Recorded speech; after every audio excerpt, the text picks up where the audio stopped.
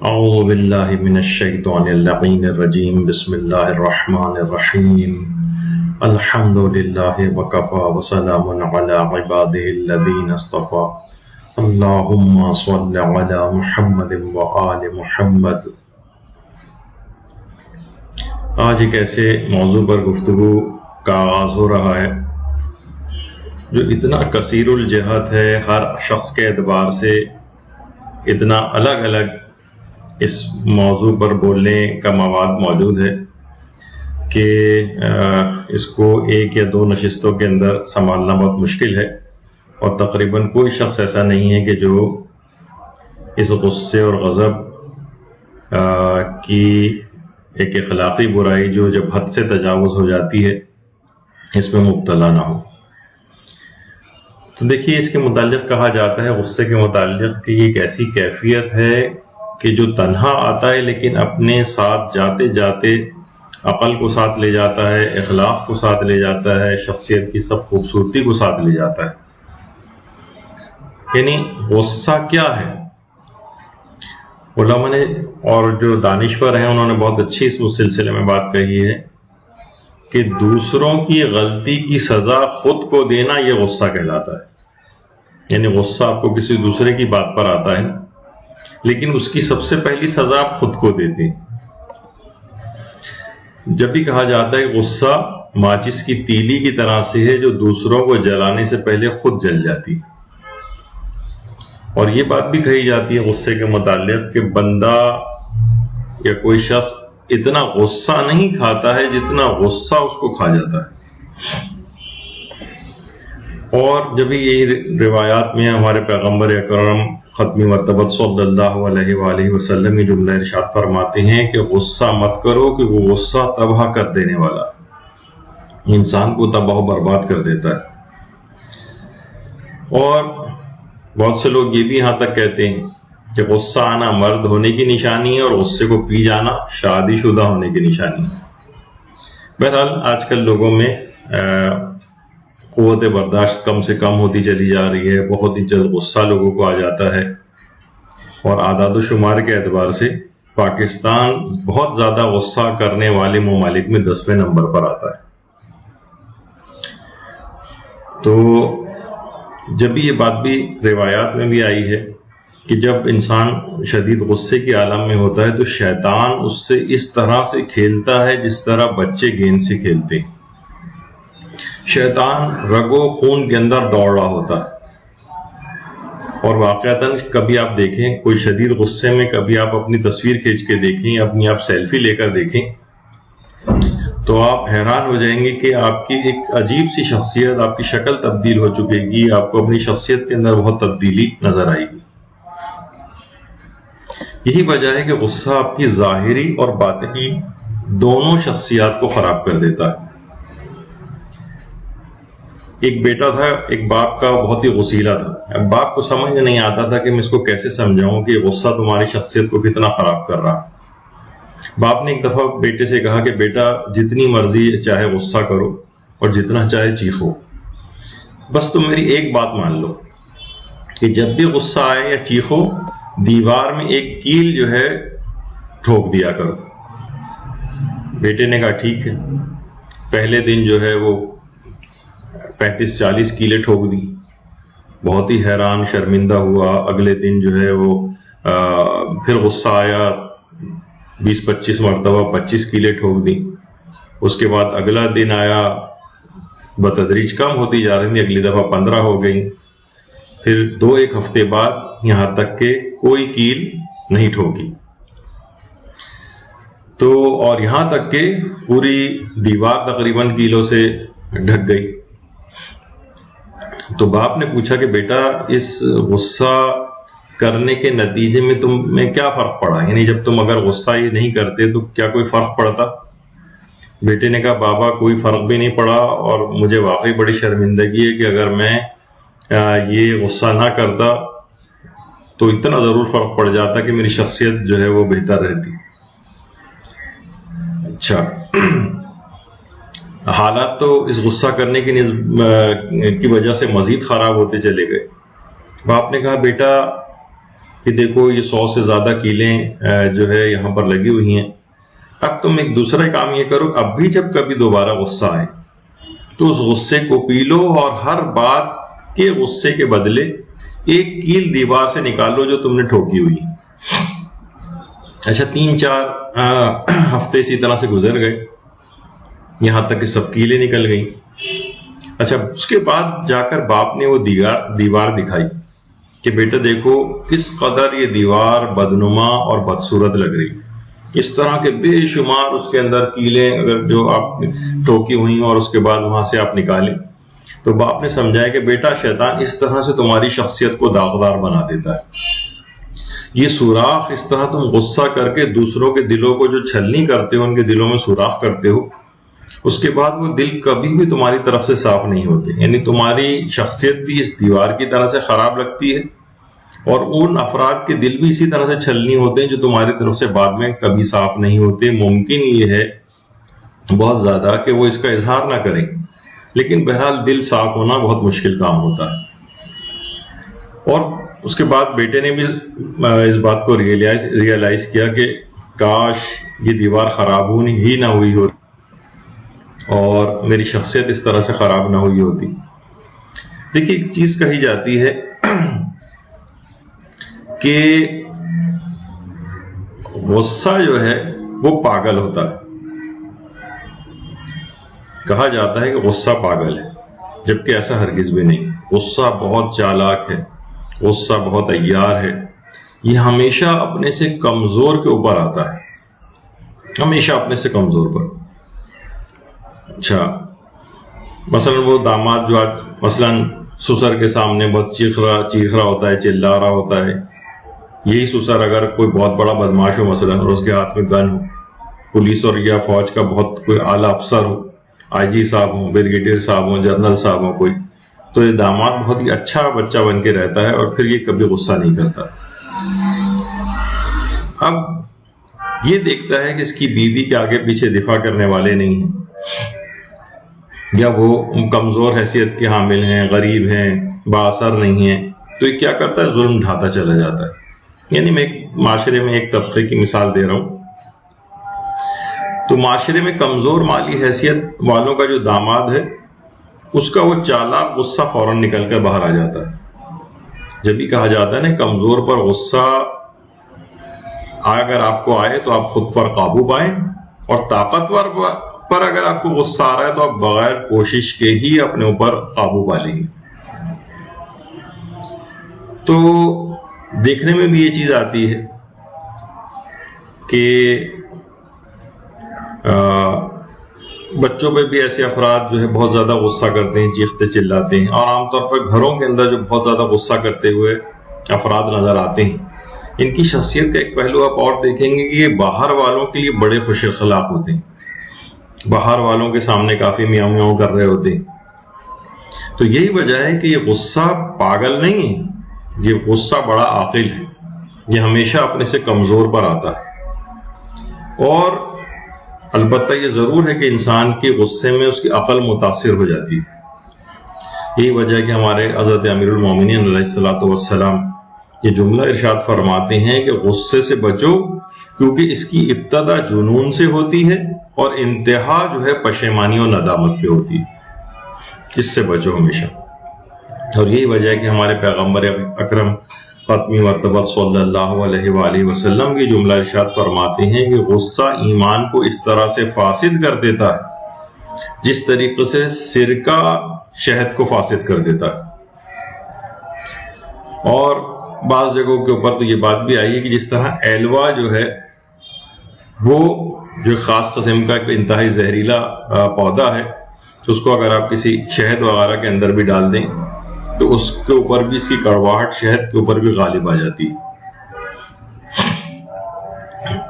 اچھا البتہ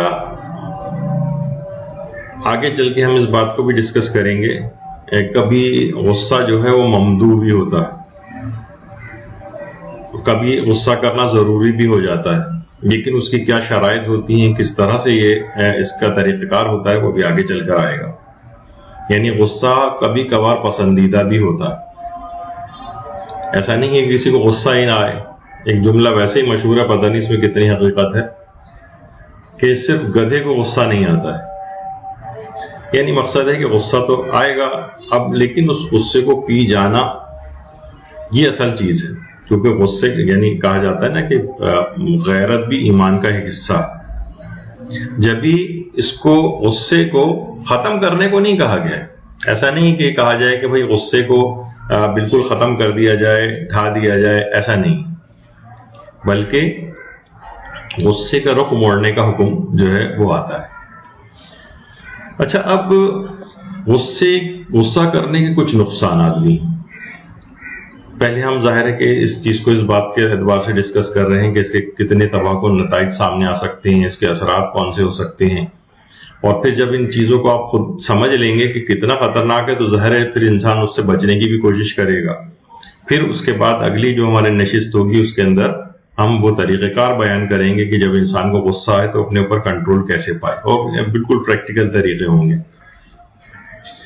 دیکھیے, غصہ ایک ایسی چیز ہے, اس کے جو نقصانات ہیں کہ یہ بے شمار گناہ اپنے ساتھ لے کر آتا ہے. غصہ پورا ایک پیکیج ہے, اس کی چھتری تلے بے شمار گناہ.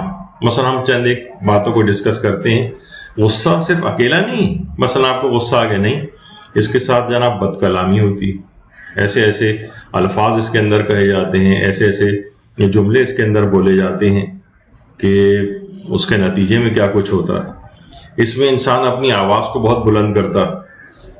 ایک دفعہ بہت پہلے ہم نے اپنے ایک درس میں آیت اللہ فاطمی نیا کی گفتگو, ان کا ایک جملہ بیان کیا تھا کہ وہ گھر جس میں چیخنا چلانا یہ سب بہت زیادہ ہوتا ہے, وہاں سے پھر فرشتے وہاں سے چلے جاتے ہیں اور شیاطین وہاں پر بسیرا کر لیتے ہیں, اور انسان اپنے ماں باپ کے سامنے اپنی آواز کو بہت بلند کر رہا ہوتا ہے. روایات میں کس قدر اب ہم اس طرف نہ چلے جائیں کہیں, بہرحال اشارہ کرتے ہوئے گزرتے ہیں کہ بہرحال ماں باپ کے سامنے اگر کوئی شخص اپنی بہت آواز کو بلند کرے تو اس کی کوئی عبادت بھی قبول نہیں کی جاتی.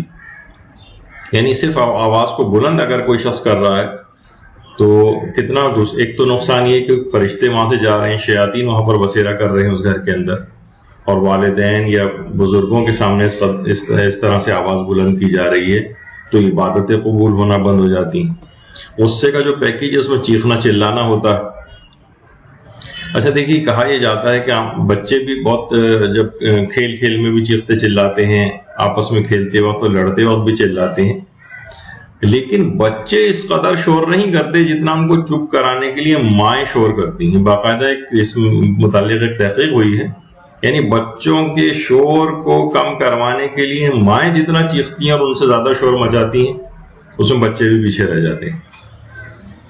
تو عموماً گھروں کے اندر اس طرح سے آوازیں جو ہیں آ رہی ہوتی ہیں, تو وہ انسان ظاہر چیختا جو چلاتا ہے وہ غصے میں چیختا چلاتا ہے بالکل. اگر کوئی کولن کام بیٹھا ہو تو اس کو چیخنے چلانے کی ضرورت نہیں ہوتی. اچھا, پھر اس کے ساتھ ساتھ کیا ہوتا ہے کہ آگے جب معاملہ بڑھتا ہے تو اس میں گالیاں تک دی جاتی ہیں. اب ظاہر گالیوں کی مثالیں تو نہیں دی جا سکتی یہاں پر, بہرحال گالیاں دی جاتی ہیں. وہ خود ایک کتنا بڑا گناہ. اور کچھ جو ذرا سافٹ قسم کی گالیاں جو بچوں کو عام طور پر دی جاتی ہیں وہ بھی ایک لحاظ سے مثلا بدبخت کہنا, کم بخت کہنا, یعنی یہ خود ایک بددعائیہ کلمات ہیں, یہ بھی زبانوں کے اوپر نہیں آنے چاہیے. اور جو اس کے بعد اور جو بڑی بڑی گالیاں ہیں ان کے تو اگر اسی کے ہم صرف عواقب بیان کریں تو پوری گفتگو اسی کے اوپر ہو جائے گی. تو نقصانات کے اندر کیا ہوتا ہے, غصے میں انسان گالی دیتا ہے, غصے میں انسان طنز کرتا ہے, تانے دیتا ہے. مومن کو پہ طنز کرنا, مومن پر تانے دینا, اس پہ پوری گفتگو ہو سکتی ہے. اتنی احادیث بیان کی جا سکتی ہیں کہ آدمی حیران ہو جائے کہ ہمارے صرف اتنے سے چھوٹے سے طنز اور تانے کے اوپر اتنا زیادہ گناہ ہے اس کا. نہیں, مومن کو طنز نہیں کیا جا سکتا, اس کو تانے نہیں دیے جا سکتے, لیکن یہ بھی غصے کے پیکیج میں ہوتا ہے. برا بھلا کہا جا رہا ہوتا ہے, وہ ہے نا کہ وہ جو ابھی آپ نے سنا برا بھلا سن, ظاہر ہے کہ کسی کو کہا جائے گا اس کے دل میں سوراخ ہوتے چلے جائیں گے, پھر اس کے بھی دل میں کینہ اور برائی آپ کی بیٹھتی چلی جائے گی. یعنی آپ کے بھی دل میں اس کی برائی بیٹھے گی, اور جس پر اپنا غصہ نکال رہے ہیں اس کے دل میں بھی آپ کی برائی بیٹھتی چلی جائے گی. اور مومن سے کینہ رکھنا, مومن سے اس انداز کی دشمنی کرنا, یہ خود کتنا ایک حرام اور ایک کتنا بڑا گناہ ہے. اسی پہ اگر احادیث پیش کی جائیں تو آدمی حیران رہ جائے کہ اچھا صرف دل میں کینہ صرف رکھنا ہے، یعنی ہم کسی سے کچھ کہہ بھی نہیں رہے، کچھ کر بھی نہیں رہے، لیکن پھر بھی اس کی برائی دل کے اندر بیٹھتی چلی جا رہی. یہ کینہ توزی یہ خود ایک بہت بڑی اخلاقی برائی، یہ خود اسی کی چھتری کے نیچے ہے، غصے کے اندر. اور انسان کا واقعتاً اگر دل صاف نہ ہو، کتنے لوگ ایسے ہیں کہ وہ معاشرے کے اندر عبادات وغیرہ کرتے نظر آتے ہیں، کتنے لوگ، لیکن کیا کہا ہوتا ہے کہ لیکن اگر دل صاف نہیں تو کہا جاتا ہے کہ ماتھوں پر سجدوں کی محراب نہیں بنتی، فقط داغ پڑتا ہے. اس سے اتنا زیادہ فائدہ ان کو نہیں ہوتا. ٹھیک ہے، واجبات کی حد تک واجبات ان کے اتر رہے ہیں، لیکن جو اور مستحبات یا عبادات کی طرف جو وہ لوگ جو انجام دے رہے ہوتے ہیں، لیکن دل میں وہی کینے، وہی حسد، وہی ایک دوسرے کے خلاف برائیاں، وہی غیبتیں، وہی چیخنا چلانا اور ایک دوسرے کو برا بھلا کہنا. تو اس کا مطلب یہ ہے کہ صرف ماتھے پر سجدے کا محراب نہیں پڑا، یہ صرف داغ ایک لگ گیا ہے. اچھا، اسی کی چھتری کے نیچے سوء ظن بھی آتا ہے. سوء ظن، بدگمانیاں اس کے نیچے پلتی، جس پر بھی آپ غصہ کرتے ہیں وہ آپ سے ہمیشہ کے لیے بدظن ہو جاتا ہے. اسی طریقے سے غصہ کا ایک نتیجہ قطع رحمی کی صورت میں نکلتا. قطع رحمی، رشتہ داروں سے تعلقات قطع ہو جاتے ہیں، غصے میں لڑائی جھگڑے ہوتے ہیں، تعلقات ہمیشہ کے لیے کٹ جاتے ہیں. اور خود اس قطع رحمی کا کتنا اس قدر نقصان ہے کہ عمریں کم ہو جاتی ہیں، انسان مصیبتوں اور بلاؤں کے اندر گرفتار ہو جاتا ہے. اور روایات کے اندر بھی یہ بات آئی ہے کہ نسلیں منقطع ہو جاتی، وَتَنْقَلْ لَانَ الرَّحَمْ، نسلیں منقطع ہو جاتی. تو قطع رحمی کے کس قدر نقصانات ہیں، وہ بھی اسی غصے کے اندر آتی ہے چیز. اچھا، غصے کے نتیجے میں پھر کیا ہوتا ہے؟ جب غصہ زیادہ بڑھتا ہے تو کبھی کبھار ہاتھا پائی ہو جاتی، مار پیٹ کی نوبت آتی. اور ایک چیز کبھی ہم نے معاشرے کے اندر دیکھی نہیں کہ اگر مار پیٹ ہو بھی جائے تو کیا ہوتا ہے کہ کبھی دیت دینا پڑتی ہے، کبھی زیمان دینا پڑتا ہے. جسمانی نقصان کیا ہے تو دیت دینا پڑے گی. مثلا کوئی چیز جسم کو اس نے اس طرح سے کیا کہ خون نکل آیا، جسم کا کوئی چیز چھل گئی، چہرے کے اوپر اگر ایسا کیا ہے، تھپڑ وغیرہ مارا ہے، وہ سرخ ہو گیا ہے تو الگ قسم کی دیت ہے. جسم کے اور دیگر حصوں کے اوپر اگر اس طرح سے کوئی نشان پڑا ہے تو اس کی دیت الگ ہے. خون نکل آیا تو الگ ہے، ہڈی وڈی ٹوٹ گئی تو الگ ہے. بہت اس کی ایک الگ تفصیل ہے جو آج تک معاشرے میں دیکھا نہیں جاتا ہے کہ بس لوگ بہت ہوا تو معمولی سی ایک دوسرے سے بس ایکسکیوز وغیرہ کر لیتے ہیں، لیکن دیت دیتے نہیں نظر آتے ہیں، نہ اس کے اوپر کسی کو اس کا خیال ہوتا ہے. اچھا، اور جو کوئی اگر مالی نقصان کیا ہے، مثلا غصے میں کوئی چیز توڑ دی ہے کسی کی، اب اس کا زیمان دینا پڑتا ہے. یعنی دیت جسمانی نقصان کے بدلے ہوتی ہے، زیمان مالی نقصان کے بدلے ہوتا ہے. تو دیت اور زیمان یہ بھی چیز ہوتی ہے. اور یہ نہیں انسان دے تو یہ مقروض رہے گا، تاکہ اگر مر گیا تو اس کے مال سے نکال کر میراث بعد میں تقسیم ہوگی، پہلے یہ سب چیزیں نکال کر دی جائیں گی. یہ بھی کسی کو آج تک ہم نے ادا کرتے نہیں دیکھا ہے. اسی طرح مثلا غیبتیں، تہمتیں، الزامات کا ایک چیپٹر کھل جاتا ہے. یعنی کسی پہ بھی آپ غصہ کرتے ہیں تو وہ آپ کی غیبتیں کرتا ہے، آپ اس کی غیبتیں کرتے ہیں، وہ آپ پہ تہمتیں لگاتا ہے، آپ اس پہ تہمتیں لگاتے ہیں. الزامات ایک شیطانی ایک پنڈورا باکس کھل جاتا ہے. تو یہ بھی اسی غصے کی ابتدا، ان تمام گناہوں کی ابتدا اسی غصے سے ہوتی. اسی طرح مثلا چغل خوری کا گناہ، اس کی کوئی برائی آپ کو پتہ چل گئی، ادھر سے ادھر آپ بات لگا رہے ہیں اس شخص کی دوسرے سے لڑائی کروانے کے لیے. بہت سارے اس طرح کی چیزیں وہ بھی اسی کے اندر آتی ہیں. جھوٹ کا بھی انسان سہارا لیتا ہے، یعنی اپنی طرف سے بڑھا چڑھا کر اس کے متعلق باتیں کرنا، یہ بھی اسی کے اندر آتا ہے. جھوٹ کے خود یہ دیکھیے اپنے کہ کتنے زیادہ اس میں گناہ بڑھتے چلے جا رہے ہیں. اسی طرح کسی بھی مومن کی مثلا آبرو ریزی یا بے عزتی وغیرہ کرنا، لوگوں کے سامنے اس کو بے عزت کرنا، یا مثلا اس کا تمسخر اڑانا، ان سب کے لیے اگر الگ الگ احادیث کے اندر جو ان کے عذاب بتائے گئے ہیں اور ان کے جو نقصانات بتائے گئے ہیں، یہ پورا پیکیج تو آپ دیکھیں گے کہ تو سب کچھ غصے کے اندر ہی آ رہا ہے. یہاں تک کہ اتنا معاملات بعض اوقات اسی غصے کے نتیجے میں بات آگے بڑھ جاتی ہیں کہ طلاقوں تک کی نوبت آ جاتی ہے. اور یہ چھوٹی چھوٹی باتوں پر اس طرح سے اتنا اس کو بڑھاتے ہوئے آگے لے جانا کہ وہ طلاقوں تک نوبت آ جائے. تو یہ بات یاد رکھ لیجئے، طلاقوں کی کے بعد کی جو زندگی ہے، یہ دیکھا گیا ہے اس پرانی زندگی سے کہیں زیادہ خراب ثابت ہوتی. کہیں زیادہ خراب. تو ابھی آپ کو لگ رہا ہوتا ہے کہ جناب کوئی بات نہیں، اس تمام چیزوں سے جھنجھٹ سے تو ہمارا لڑائی جھگڑے سے جان چھوٹے گا. اس سے بڑی خرابیوں کے اندر مبتلا ہو جاتے ہیں، جو کہ بالکل ایک الگ چیپٹر ہے. کہ اس کے بعد کی زندگی بول کے اس سے پہلے والی زندگی آپ کو زیادہ بہتر لگے گی. چاہے اس کے اندر کچھ لڑائی جھگڑے ہو رہے تھے، لیکن اپنا اگر صرف زاویہ نگاہ بدل لیتے، ان لڑائی جھگڑوں سے پیچھا اپنا چھڑا لیتے، اپنے غصے پر قابو پاتے، تو اس تک نوبت بھی نہ آتی. اچھا، بیویاں عام طور پر اپنے شوہروں پر بڑا غصہ نکالتی، کتنا بھی بلکہ بات کہی جاتی ہے نا کہ تمام جنگل کے جانور شیر سے ڈرتے ہیں، اور شیر کس سے ڈرتا ہے؟ وہ شیرنی سے ڈرتا ہے. تو ابتدا میں تو نئی نئی شادی ہوتی ہے، آدمی بڑا شیر بنا ہوا ہوتا ہے، لیکن کچھ عرصے بعد ہی بہرحال بیوی اس کے اوپر غصہ ہونا شروع ہو جاتی ہے، اور چند دن بعد شوہر بیچارہ بالکل ہی مغلوب ہو جاتا ہے. تو بیویاں اگر اپنے شوہروں کے اوپر غصہ کریں گی تو یہ بات یاد رکھ لیں، اس کا ایک بڑا آگے چل کر ایک نقصان ہوتا ہے.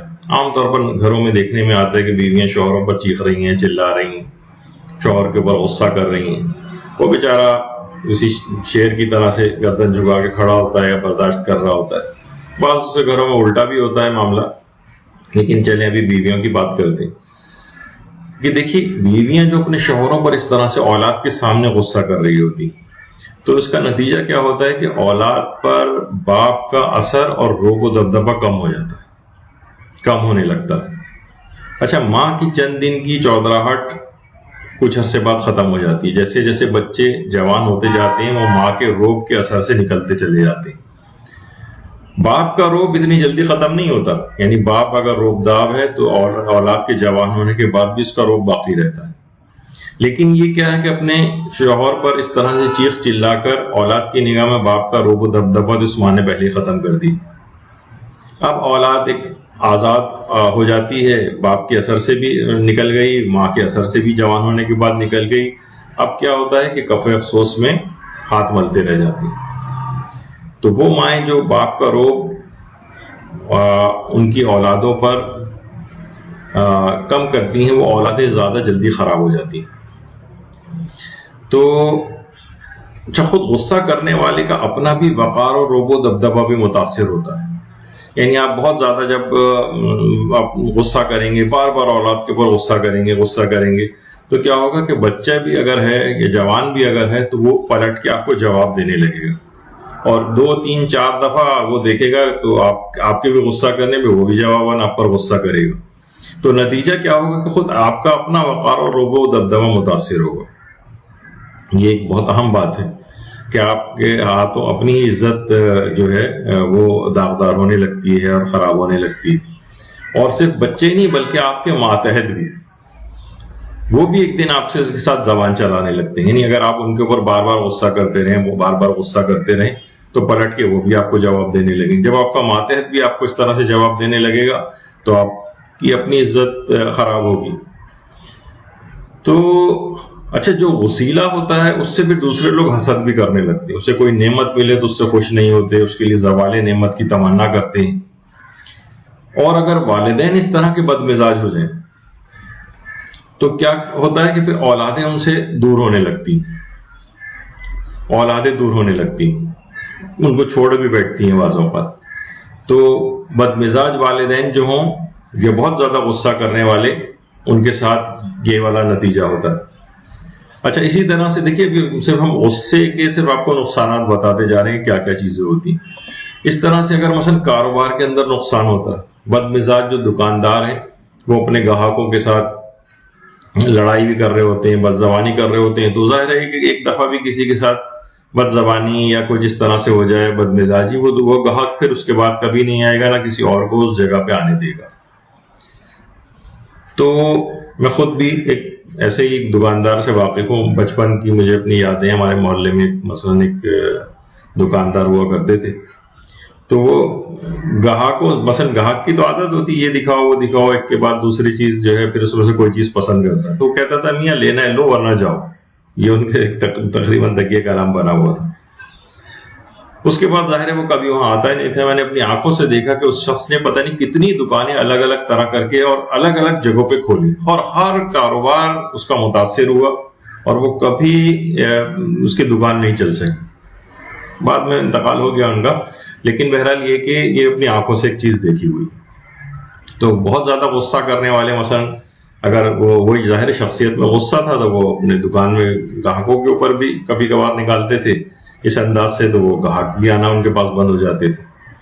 اچھا اسی طریقے سے مثلا مالکان ہیں، مثلا ادارے چلا رہے ہیں اور کمپنیز چلا رہے ہیں، اپنا کوئی کاروبار چلا رہے ہیں، وہ اگر بد مزاج ہو تو ان کے ساتھ کیا ہوتا ہے، وہ بار بار غصہ کر رہے ہیں تو ان کے اچھے کارندے، اچھے کارکنان، اچھے جو امپلائیز ہیں ان سے وہ محروم ہو جاتے ہیں، کیونکہ وہ چھوڑ کے جانے لگتے ہیں. ظاہر ہے ایک آدمی کب تک وہ چیز برداشت کرے گا، وہ ایک دفعہ پھٹ پڑتا ہے ان کے اوپر، اور ظاہر ہے اس کا نتیجہ یہ ہوتا ہے کہ وہ اس بیچارے کو بھی وہاں سے نکالا جاتا ہے. تو کیا ہوتا ہے کہ اس کے نتیجے میں یعنی وہ مالک جو ہے ایک اچھے کارکن اور اچھے کارندے سے ہاتھ کو دھو بیٹھتا ہے. تو اپنے غصے کو کنٹرول انسان کرے اور دیکھے کہ اس میں اس کا کتنا جو نقصان ہو رہا ہے.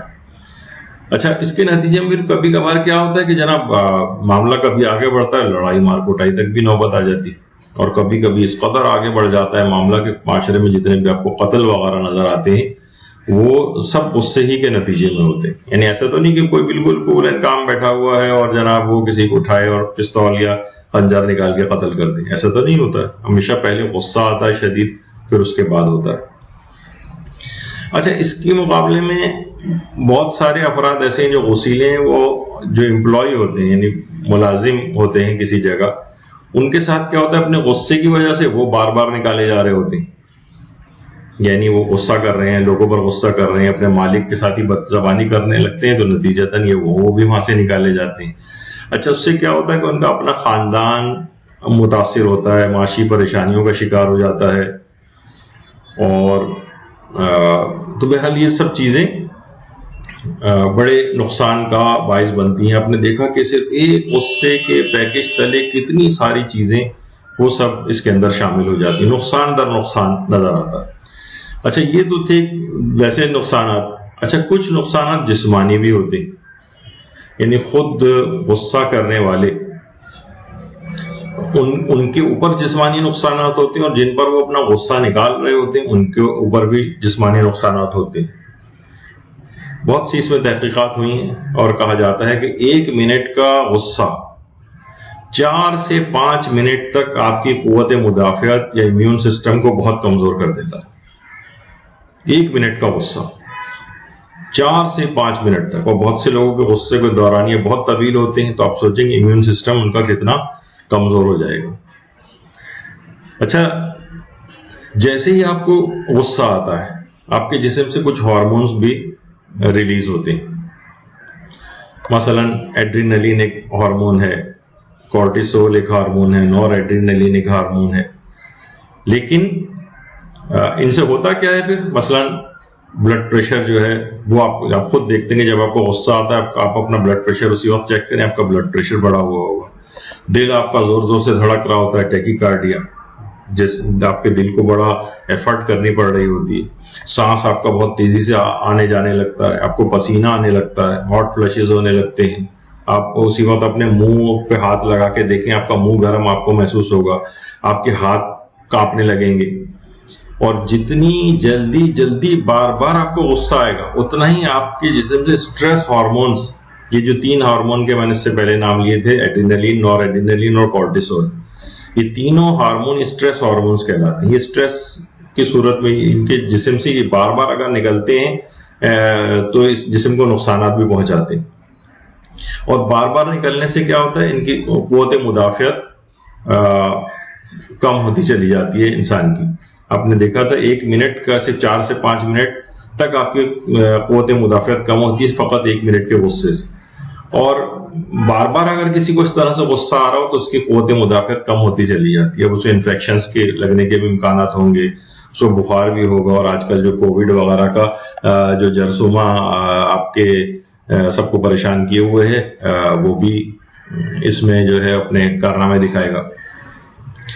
تو اس سے بھی اپنے آپ کو بچانا ہے. اچھا اب جتنا آپ کا اسٹریس بڑھے گا، یعنی اس سے پہلے ابھی تک کیا بات ہوئی کہ آپ کی قوت مدافعت کم ہوگی تو آپ پہ جراثیم حملہ کریں گے، جیسے کووڈ اور اس طرح کی اور چیزیں. لیکن جتنا اسٹریس بڑھے گا وہ آپ کے اپنے دل کے لیے بھی نقصان دہ، دل کے لیے نقصان دہ. ایسا زور زور سے دل دھڑکتا جا رہا ہے آپ کا، غصے کی وجہ سے آپ کے اسٹمک پہ اثر پڑتا ہے، آپ کو ایسیڈیٹی، بہت سے لوگوں آپ خود غور کریں ان کو ایسیڈیٹی ہونے لگتی. اچھا بار بار اگر ایسیڈیٹی ہو تو آپ کی اسٹمک کی پرابلمس، پیٹ کی اور پرابلمس آپ کے ساتھ جو ہے وہ شروع ہو جاتی. تو اس اسٹریس سے، جب یہ اسٹریسفل جو لائف اسٹائل ہے وہ بھی پیپٹک السر، جو معدے کے السر وغیرہ کا کاز جو ہے وہ ہوتا ہے. اسی طرح سے مثلاً بہت زیادہ لوگوں کو ہو جائے تو اکثر معاشرے میں دیکھنے میں بھی آتا ہے، اس وقت ہی فلموں میں نہیں ہوتا بلکہ عام طور پہ زندگی میں بھی ہوتا ہے کہ اتنا زیادہ غصہ ہو کہ دل کا دورہ پڑ گیا. بہت سے افراد ایسے ہوتے ہیں کہ جن کو مثلاً فالج ہو جاتا ہے، فیشیل پالسی ہو جاتی ہے، آپ نے دیکھا ہوگا، یا اور جو فالج وغیرہ اسٹروک جسے کہا جاتا ہے وہ ہو جاتا ہے لوگوں کو. تو وہ بار بار کے غم و غصے سے بلڈ پریشر بھی بڑھ رہا ہے، اس کے نتیجے میں یہ سب کچھ ہو رہا ہے. اچھا جو ایسے افراد جو غصیلے زیادہ ہوتے ہیں ان کی عام طور پر نیند بھی اتنی اچھی نہیں ہوتی، ان کو، ایسے افراد کو صحیح طور پر نیند بھی نہیں آتی، سر میں درد جو ہے ان کے اکثر ہو جاتا ہے. تو ظاہر ہے کہ جب وہ ہارمون سیکریٹ ہوتے ہیں اس طرح سے تو اتنا زیادہ اس کے اگر صرف، لیکن وہ پھر میڈیکل درد بن جائے گا، اس وجہ سے میں اس کی طرف نہیں جا رہا ہوں. لیکن بہرحال جسم پر بڑے ہارمفل قسم کے افیکٹ ہونے لگتی. اور یہاں تک کہ یہ بھی چیز کہی جاتی ہے، اور اس پہ ایک تحقیق ہوئی ہے، ایک تحقیق ہوئی ہے باقاعدہ، اس پہ بھی اگر آپ سرچ کرنا چاہیں، کہ زیادہ غصہ کرنے والے افراد جلدی مر جاتے. جس طریقے سے پیٹو کے لیے کہا جاتا ہے، یعنی بہت زیادہ کھاتا ہو، جاپانی کہاوت ہے کہ وہ اپنے دانتوں سے اپنی قبر کو کھودتا ہے. تو اسی طرح سے غصیلہ جو ہے شخص ہے، یہ بار بار جلدی جلدی غصہ کر کے اپنے جلد قبر میں جانے کا سامان کر رہا ہوتا ہے، بار بار جلدی جلدی غصہ کر کے. جس طرح دیکھیے ابھی آپ نے سنا کہ 1 منٹ کا غصہ 5 منٹ تک تقریباً آپ کی امیون سسٹم کو کمزور کر رہا ہے. اسی طرح سے کہا جاتا ہے 1 منٹ کی ہنسی یہ 24 گھنٹے تک آپ کی قوت مدافعت کو تقویت پہنچاتی. 1 منٹ کی ہنسی، وہ تو صرف 5 منٹ تک امیون سسٹم کو، یعنی اگر انسان، بہتر ہے کہ انسان ہنسی خوشی رہے، دوسروں کو بھی ہنسی خوشی جینے دے، اس کی اپنی بھی زندگی بہتر ہوگی، دوسرے بھی اس کی وجہ سے ان کی بھی زندگی طویل ہوگی. ورنہ یہ خود بھی اپنے جب بھی جلدی جانے کا سامان کرے گا اور دوسرے کو بھی غم و غصے میں مبتلا کر کے، یہی چیزیں جب وہ ظاہر غصہ کرے گا اور دوسرے کو بھی غصہ آئے گا تو جتنے نقصانات ابھی تک آپ نے سنے وہ دوسرے کو بھی اٹھانے پڑیں گے. اچھا غصہ کرنے والے کے ساتھ ایک اور چیز بھی ہوتی ہے کہ غصہ کرنے والا اکیلا اور تنہا رہ جاتا ہے، لوگ اس سے گھبراتے ہیں، اس کا ساتھ چھوڑ دیتے ہیں. ایک بہت بڑا نقصان یہ ہے. اور ایک اور بڑا نقصان یہ ہے کہ غصے میں کیا جانے والا ہر فیصلہ غلط ہوتا. غصے میں کی، اس کی بھی ایک وجہ بھی آگے چل کر آج یا اگلی والی نشست میں آئی. کیسا کیوں ہوتا ہے، فیصلے غلط کیوں کرتا ہے؟ یعنی کہا جاتا ہے کہ غصہ قابل ترین اور ذہین ترین جو شخص ہوتا ہے اس کو بھی سیکنڈز میں بیوقوف بنا دیتا ہے. اور غصہ آپ کی جو بھی آپ کی صفت، ہر شخص کے اندر صفت حلم پائی جاتی ہے، صفت تواضع پائی جاتی ہے، صفات نیک ہوتی. غصہ آپ کی ان تمام صفات کو منٹوں کے اندر ضائع کر دیتا ہے. اس وقت آپ ان صفات کے حامل نہیں رہتے، غصے نے آ کے اس کو تباہ برباد کر دی. اچھا یہ غصہ جو ہے یہ آپ کے خاندانی روابط کو تلخ بنا دیتا. خاندانی آپس میں خاندانی روابط تلخ ہو جاتے ہیں. خاندان سے انسان کو کتنا زیادہ ایک دوسرے سے سہارا ہوتا ہے اگر ان کے روابط مضبوط ہوں، ایک دوسرے سے کتنی مدد ملتی ہے. اور لڑائی جھگڑے، تلخیاں اختیار کر کے، قطع تعلق کر کے انسان اپنے ان تمام فائدوں سے اپنے آپ کو کھو دیتا ہے، ان کو اپنا دشمن بنا لیتا ہے، اپنا مخالف بنا لیتا ہے.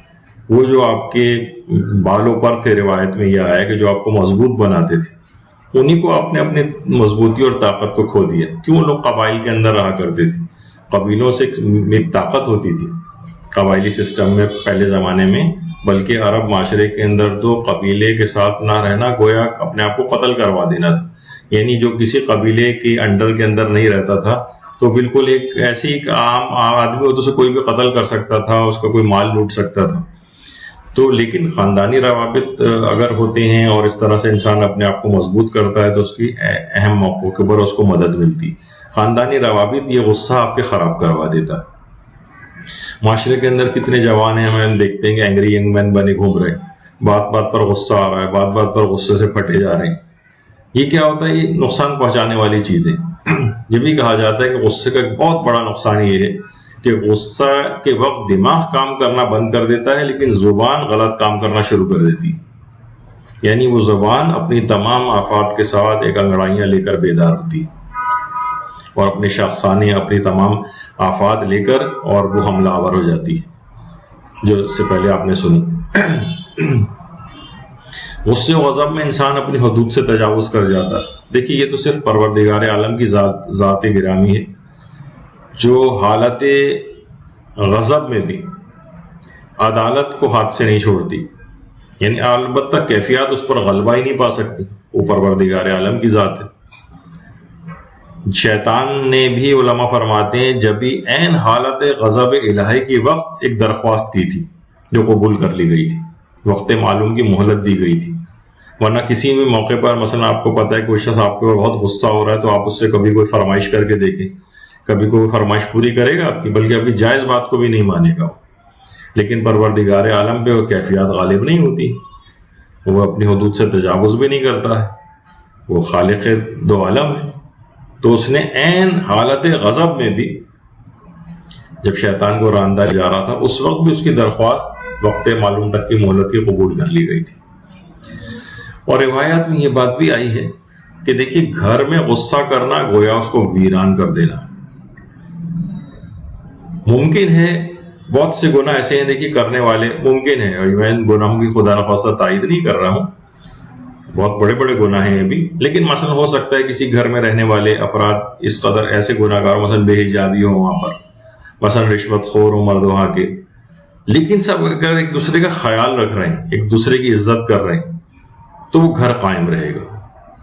لیکن اگر کوئی نماز و روزہ بھی کر رہا ہو لیکن غیظ و غضب کا بھی مظاہرہ کر رہا ہو, وہ گھر کی ویرانی کا باعث بن جائے, اس وقت وہ نماز و روزہ بھی کام نہیں آئے گا. تو اس طرح کی چیزیں کچھ ایسی ہیں جس میں بہت اپنے آپ کو دیکھنا پڑتا ہے انسان کو کہ اس کے کتنے اثرات ہیں. ایک ہی کہا جاتا ہے نا کہ غصے کا مادہ جو ہے وہ آگ سے, شیطان کی خلقت بھی آگ ہی سے ہوئی.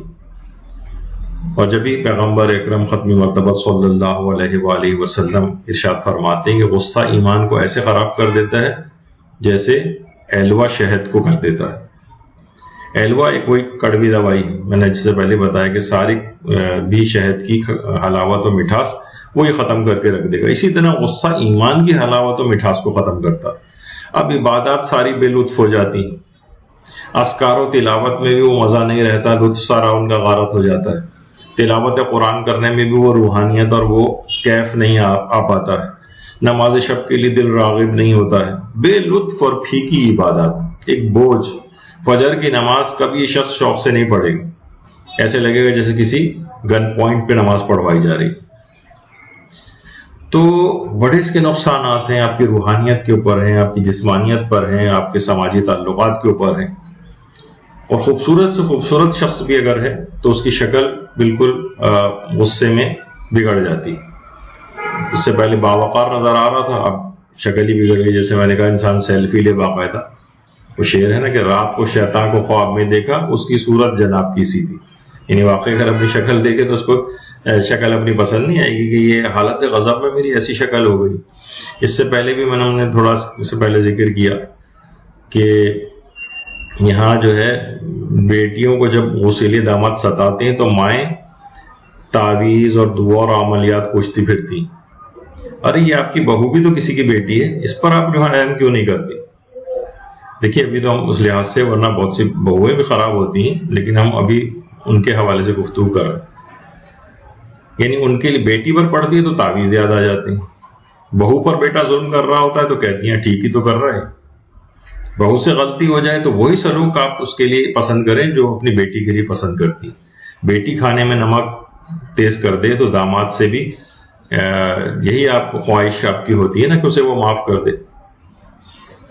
تو بہرحال ساسیں جو ہیں اس لحاظ سے ناراض ہو جاتی ہیں, بہو کا ذکر ہو رہا ہوتا ہے, لیکن بہو بھی بہت سی بہویں بھی ایسی ہیں کہ وہ بھی مثلا سسرال کی برائیاں آ کر رہی ہوتی ہیں.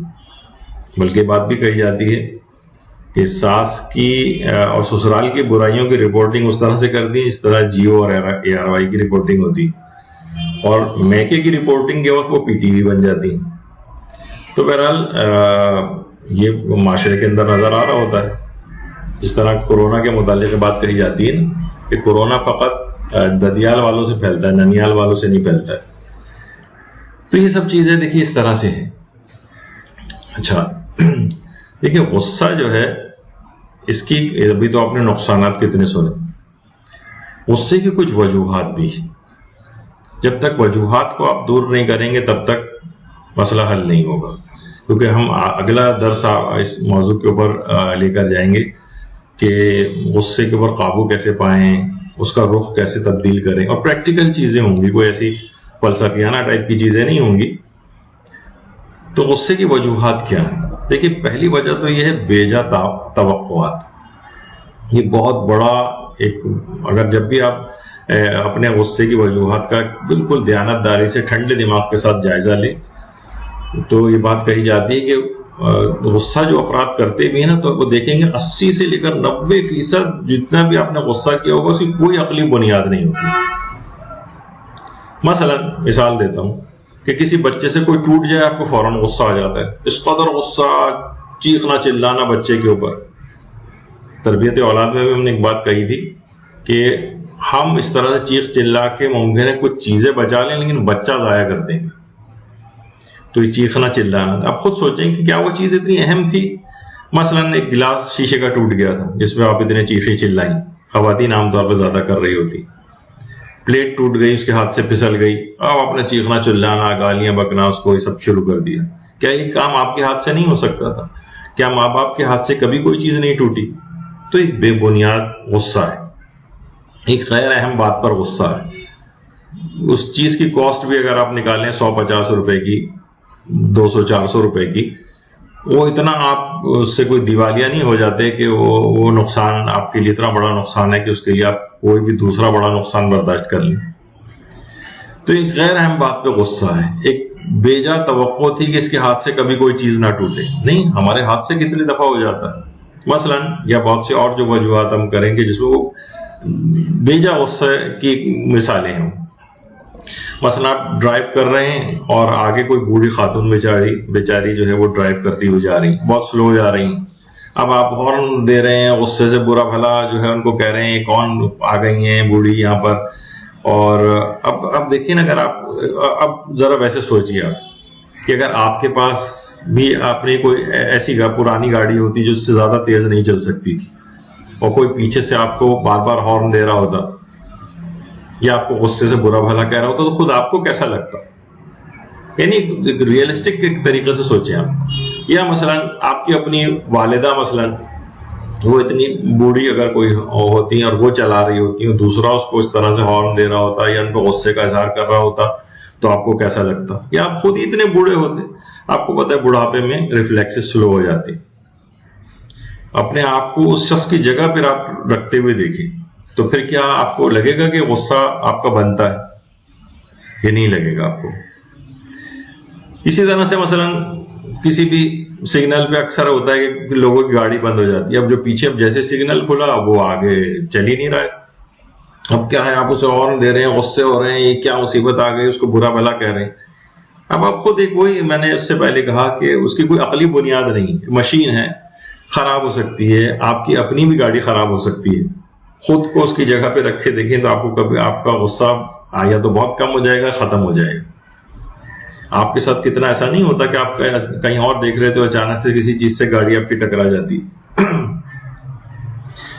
تو غصہ بنتا نہیں ہے. یعنی اپنے اوپر بھی دیکھیں، بعض اوقات تیزی سے آپ سگنل بند ہونے والا ہے اور آپ گاڑی نکالتے جا رہے ہوتے ہیں، بیچ میں سگنل بند ہو جاتا ہے تو اور گاڑی والے وہ بھی برا بھلا آپ کو کہہ رہے ہوتے ہیں. یا جب آپ کے سامنے کوئی دوسرا کر رہا ہوتا ہے تو آپ کر رہے ہوتے ہیں. جب خود سوچیں کہ آپ اپنے طور پر بھی تو یہ سب کچھ کر چکے ہیں.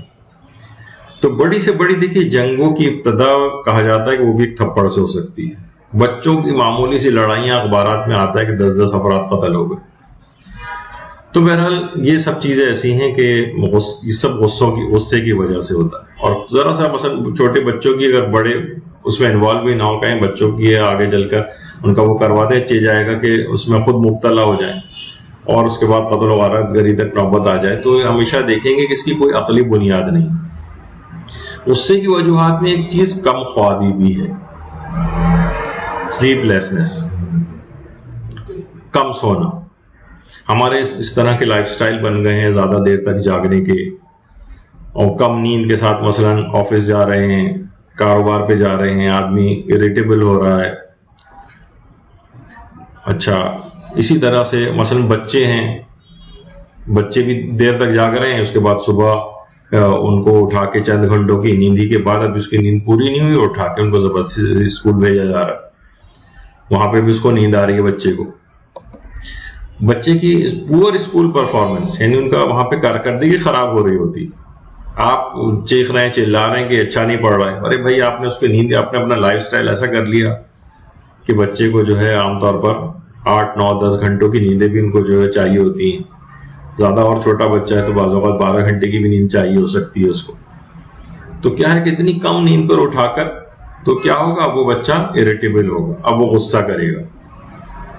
یعنی غصے کے جو ٹریگرنگ جو فیکٹرز ہیں ان کو مد نظر رکھنا چاہیے۔ بچہ چڑچڑا ہو رہا ہے، اس کی وجہ جو ہے وہ بد مزاجی اس طور پر نہیں، بلکہ یہ کم خوابی کی وجہ سے، سونا نہیں ٹھیک ملا ہے اس کو، اس کی نیند پوری نہیں ہوئی۔ آپ خود دیکھ لیں، کبھی آپ کی نیند بہت کم ہوتی ہے تو آپ کو اگلا دن آپ کا ایک عجیب بے کیف سا گزر رہا ہوتا ہے۔ تو ایک وجہ یہ بھی ہے، یعنی بہت سے لوگوں کے جو غصے کر رہے ہوتے ہیں، آپ ان کو یہ والا ایج دے کے دیکھیں، ذرا پیچھے کی طرف جائیں تو معلوم چلے گا کہ ارے ہاں، یہ والی چیز ہمارے ساتھ بھی ہوتی تو ہمیں بھی چڑچڑاپن آ رہا ہوتا۔ تو ممکن ہے کسی وجہ سے اس بیچارے کو غصہ آ رہا ہو، وہ چڑچڑا ہوا ہے، تو آپ برداشت کریں، صبر کریں اس پر، یعنی تھوڑا سا ریئلائز کر کے دیکھیں تو پھر آپ کو اتنا زیادہ کسی دوسرے کی بات پر غصہ نہیں آئے گا۔ دیکھیے، ایک مرتبہ ہوا تھا جو واقعہ ملتا بھی ہے کہ ایک بدو جاہل جو ہے وہ مسجد نبوی کے اندر آ گیا، بلکہ ایک رات بھی اس نے گزاری۔ صحابہ نے آ کر دیکھا اگلے روز کہ وہ مسجد نبوی کے اندر پیشاب کر رہا ہے۔ صحابہ یعنی شدید غصے سے اس کو مارنے کے لیے دوڑے۔ پیغمبر اکرم ختمی مرتبہ صلی اللہ علیہ وآلہ وسلم نے فرمایا، لا تظلموا، اسے چھوڑ دو، اور پھر اپنے پاس بلا کر اس کو سمجھایا کہ دیکھو، مسجد ذکر خدا کی جگہ ہے، مسجد نماز پڑھنے کی جگہ ہے، عبادت کی جگہ ہے، یہاں گندگی اور نجاست پھیلانا ممنوع ہے۔ اس کے بعد پیغمبر اکرم نے کیا کیا، صرف پانی منگوایا، پانی سے مسجد کو پاک کروا دیا۔ جو مسلمان اسکالر ایک گزرے سید سلیمان ندوی، انہوں نے خطبات مدارس، اس میں ایک انگریزی مورخ کا قول نقل کیا ہے اس واقعے کے ضمن۔ وہ انگریز مورخ کہتا ہے کہ مسلمانوں کے پیغمبر کی قوت برداشت، صبر اور عقل کامل کا کوئی جواب نہیں۔ یہ بات کہیں اور پائی نہیں جا سکتی، کیونکہ اگر آپ دیکھیں اگر شخص کوئی مقدس مقام پر پیشاب کر رہا ہو تو ہر شخص غصے سے پاگل ہو جائے گا، عقل اس کی کبھی کمال پر نہیں رہے گی، غصہ اس کی عقل کو کبھی اعتدال پر رکھے گا ہی نہیں۔ لیکن مسلمانوں کے اس پیغمبر نے، عظیم پیغمبر نے، اس موقع پر غصہ نہ کر کے اپنی حسن تدبیر اختیار کر کے اس شخص کو سمجھایا۔ لیکن سارے جو صحابہ تھے اسے مارنے کے لیے دوڑ رہے تھے۔ یعنی ظاہر ہے کسی بھی شخص کے ہمارے سامنے بھی ہو تو ہمیں شدید غصہ آ جائے گا کہ شخص کیا کر رہا ہے، لیکن پیغمبر اکرم نے اپنے غصے کا آپ نے دیکھا کہ کیسا اس کو کنٹرول کیا، اور جو پیغمبر تو خیر مقام عصمت پر فائز تھے، لیکن ان کی سیرت کا ایک پہلو ہمارے سامنے آیا۔ اچھا دیکھیے، جس زمانے میں یہ نیا انقلاب آیا تھا تو زمانے میں انقلاب کے بعد پوری دنیا سے طالب علم وغیرہ حوزہ علمیہ کے اندر پڑھنے کے لیے ایران کے مختلف مدارس کا انہوں نے رخ کیا تھا۔ افریقی ممالک کے طالب علم بھی آئے تھے۔ اچھا، افریقی وہ اپنی پوری زندگی افریقہ میں اسی طرح سے گزارتے آئے تھے، کھڑے ہو کے پیشاب کرتے تھے۔ اچھا، جو دیگر طالب علم تھے وہ ظاہر ہے جب باتھ روم جا رہے ہیں، کھڑے ہو کے جب آدمی پیشاب کرے گا تو ہر جگہ وہ پیشاب پڑا ہوا ہے۔ انہوں نے شدید سب کو غصہ، لڑائی جھگڑے انہوں نے شروع کیے، بلکہ اس کے بعد یعنی معاملہ اتنا بڑا کہ امام خمینی تک اس پیغام کو پہنچایا کہ ان افریقی جو وہاں سے آ رہے ہیں پڑھنے کے لیے، ان کو یہاں سے نکال دیا جائے۔ دیکھیے امام خمینی نے کیا فرمایا, نہیں دیکھو غصہ نہ کرو, انہیں آرام سے سمجھاؤ, ان کو تعلیمات اسلامی بتاؤ. چند ہی دنوں کی بات ہوئی, ان کو سکھایا گیا کہ دیکھیے چیز نجس ہے, اس طرح سے ہے, اور چند ہی دنوں میں وہ سیکھ گئے. ورنہ اس وقت ان کو اگر غصے ہوتے اور ان کو وہاں سے نکالتے یا ان کے ساتھ بدسلوکی مزید اگر کرتے تو سب حوضہ چھوڑ کر چلے جاتے. لیکن امام خمینی نے کہا غصہ نہیں کرو اور ان کو بالکل آرام سے اسلامی تعلیمات سکھاؤ اور سمجھاؤ. چند ہی دنوں میں سیکھ گئے. یعنی وہ اس سے پہلے جو ظاہر ہے کہ کوئی بھی شخص باتھ روم اگر جا رہا ہے اپنی کسی حاجت کے لیے اور وہاں یہ سب کچھ گندگیاں پڑی ہوئی ہیں تو اس کو شدید غصہ آئے گا, غصے میں برا بھلا بھی کہے گا وہ. اچھا دیکھیے دینی طالب علموں اور علماء وغیرہ کو بھی غصہ آ سکتا ہے. ہمارے یہاں ایک بہت متقی پرہیزگار عالم دین ہے مولانا محمد حسین رئیسی صاحب, انہوں نے خود اپنی ایک کاروان, حج کاروان بھی لے جاتے ہیں, زیارات کے کاروان بھی لے کے جاتے ہیں. تو اس میں خود ہی انہوں نے اپنا ایک واقعہ سنایا کہ میں اخلاقی دروس بھی ظاہر ہے وہ دینے پڑتے ہیں اخلاقیات کے حوالے سے. تو انہوں نے کہا کہ میں حج کاروان کو لے جا رہے تھے, تو اس میں ظاہر ہے کہ حج کے, دیکھیے حج میں کیا ہوتا ہے کہ معمولات زندگی متاثر ہوتے ہیں انسان کی. کہا جاتا ہے نا کہ دیکھیے 3 افراد ایسے ہیں کہ ان میں اگر آپ کو بےتابی, چڑچڑاپن نظر آئے, مثلا غصے میں نظر آ رہے ہیں آپ کو, تو وہ معاف ہے ان کے اوپر سے. یعنی مثلا ان میں ایک ہے مسافر آپ کو ظاہر سفر اس کے معمولات زندگی متاثر ہو گئے. بہت سے لوگ تو پہلی دفعہ حج اور زیارات کے اوپر جا رہے ہوتے ہیں, تو ہر معمول زندگی متاثر ہو گیا. ان کی نیندیں پوری نہیں ہو رہی ہیں, ان کو کھانا مرضی کے مطابق نہیں مل رہا, ان کے اور چیزیں جو متاثر ہو رہی ہیں. تو مسافر کو آپ کچھ نہ کہیں. اسی طرح سے مریض ہے. اب مریض جو ہے وہ چڑچڑا ہوا ہے, بدمزاجی کر رہا ہے, غصہ کر رہا ہے, معاف کرو اس کو. روزے دار ہے, اس کا بھی ہے, بیچارہ سگریٹ پیا کرتا تھا, اب سگریٹ پینے کو نہیں مل رہی, نسوار کہتا تھا وہ نہیں مل رہی ہے, اور کھانا پینا نہیں مل رہا ہے. پورے سال میں مستحب روزے رکھنے کے لوگ عادی نہیں رہے ہیں. اب رمضان جب آتا ہے تو ایک دم سے لوگوں کے اوپر ایک بوجھ پڑ جاتا ہے. تو کیا ہوتا ہے, چڑچڑے ہو جاتے ہیں, سونے جاگنے کی ٹائمنگ متاثر ہو جاتی. حج میں بھی یہی ہوتا ہے, سونے جاگنے کی ٹائمنگ متاثر ہیں, مرضی کا آرام نہیں مل رہا ہے, مرضی کا کھانا نہیں مل رہا ہے, مرضی کے بستر نہیں مل رہے ہیں. روم میٹس باقاعدہ اس طرح کے ہوتے ہیں. اب تو خیر یہ تو بہت ایک کمرے میں 4 6 افراد ہوتے ہیں, لیکن ان سے بھی مزاج نہیں مل رہا ہوتا. کوئی سگریٹ پی رہا ہے, دوسرا نہیں پی رہا ہے, وہ ناراض اور غصے ہو رہا ہے, مزاج نہیں مل رہے ہیں آپس میں. تو بہت سی چیزوں پر غصہ آتا ہے. اور یہ تو تھوڑے سے آپ کو ایسی تصویر دکھا دی گئی جو بہت ہی کسی اچھے ہوٹل کی, لیکن یہ کہ جو اس سے پہلے ذرا ہوا کرتے تھے تو ایک کمرے کے اندر 10 15 افراد بھی جو ہے وہ ٹھہرا کرتے تھے. اتنے سارے لوگ جو کہ ہم مزاج بھی نہیں ہیں, تو چھوٹی چھوٹی باتوں پر آپس میں غصہ ہونے لگتا ہے. تو خود مولانا محمد حسین رئیسی صاحب فرماتے ہیں کہ میں نے غصے کے خلاف بھی وہاں تقریریں کی کہ دیکھیے غصہ نہ کریں, آپ کی زندگی معمولات متاثر ہوئے ہیں, ایک دوسرے کے کو برداشت کریں.